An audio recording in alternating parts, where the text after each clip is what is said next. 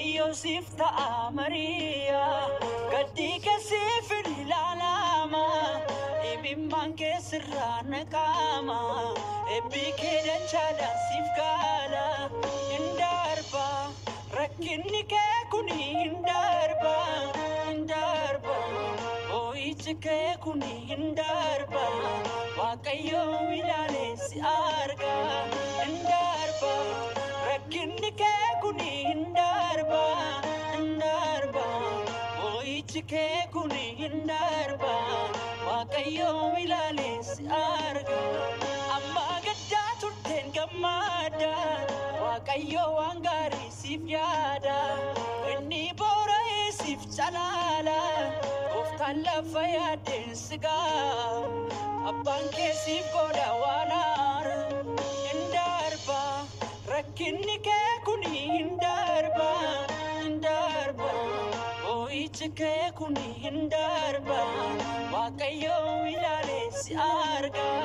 hin darba rakkinni kee kuni hin darba ooyichi kee kuni hin darba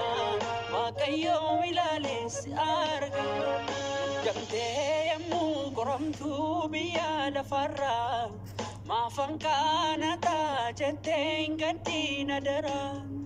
na mormaa ta'uu kee beekii biyya lafaatti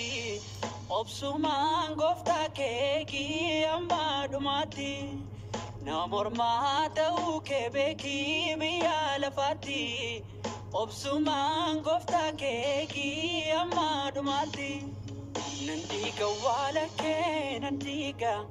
nanika midake nanika wala ke nanika midake mafduma barrike boichani sinaba muchako ulfinani mafduma barrike boichani sinaba muchako ulfinani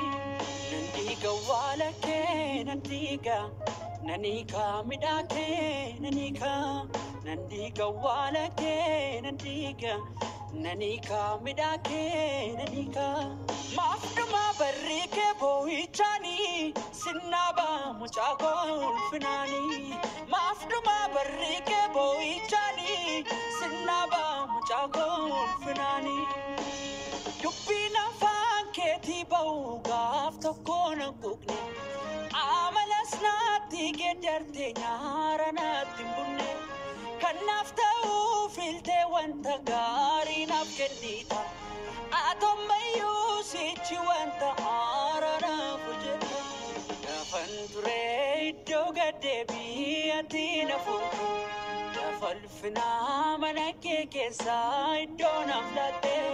sinan arge kananin benne o yesus wanara akamu ka bisan karkaran jira darara sinan arge kananin benne o yesus wanara akamu ka bisan karkaran jira darara nafanture iddo gaddebi atina futu nafalfina